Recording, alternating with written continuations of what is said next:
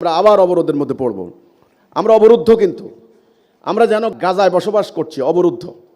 আমরা অবরুদ্ধ, মনে রাখতে হবে।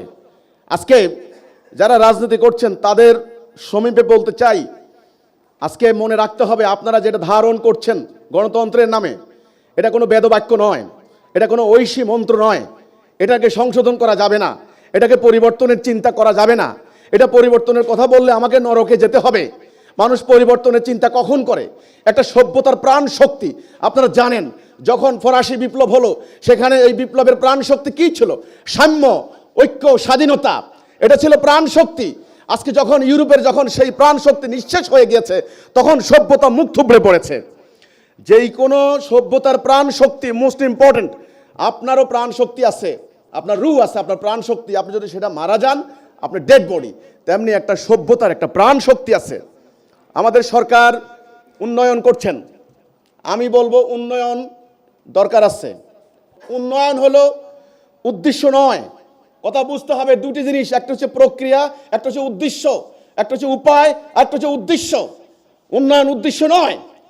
উদ্দেশ্য হচ্ছে একটা শান্তিপূর্ণ রাষ্ট্র প্রতিষ্ঠা করা।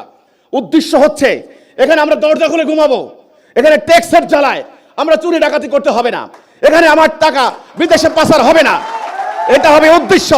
এখানে হিন্দু, মুসলমান, বৌদ্ধ, খ্রিস্টান, নাস্তিক, পাহাড়ি, বাঙালি সবাই ভাই ভাই হিসেবে বসবাস করব। এটার নাম উদ্দেশ্য। আর এই উদ্দেশ্য অর্জনের জন্য আমাদের লাগবে উপায় উপকরণ। উপায় উপকরণ। আমরা ব্রিজ বানাচ্ছি, কালভার্ট বানাচ্ছি, আমরা মেট্রো রেল বানাচ্ছি, আমরা ফ্লাইওভার করছি, trillion trillion billion billion dollar আমরা বাজেট করছি। এটা আমি বলবো এটা হচ্ছে উপকরণ। এই উপকরণের পরে কি হবে? এরপরে কি হবে? উদ্দেশ্য কি হচ্ছে?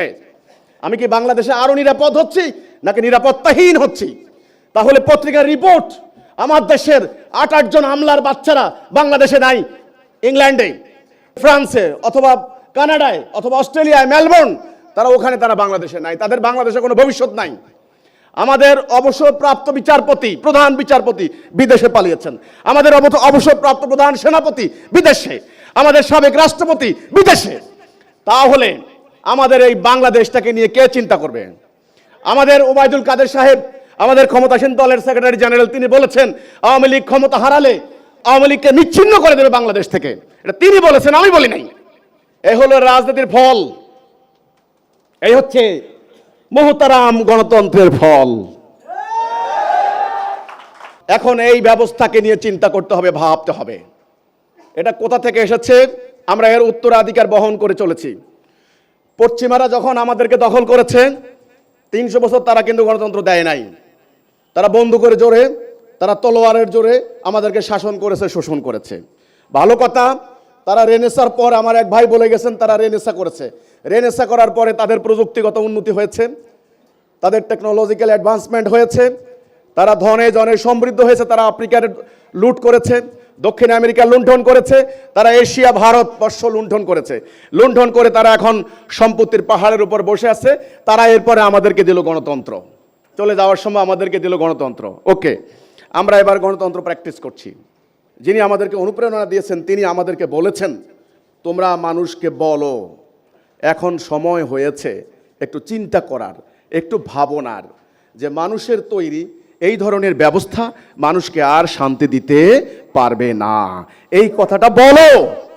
এই কথাটা বলতে গিয়ে তখন আমরা মার খেয়েছি, জেলে জুলুমের শিকার হয়েছি। তখন আমাদের দরকার হয়েছে একটা পত্রিকার, যেই পত্রিকার মধ্য দিয়ে আমরা আমাদের এই কথাটা বলতে পারবো। তখন এই পত্রিকার জন্য আমরা নামলাম মাঠে। অনুমোদন নিতে গিয়ে কি হয়েছে সে কাহিনী আজকে আর নাই বললাম। তবু আমরা সরকারকে ধন্যবাদ জানাই, বর্তমান সরকারকে। সরকার আমাদেরকে 2টি পত্রিকার অনুমোদন দিয়েছেন।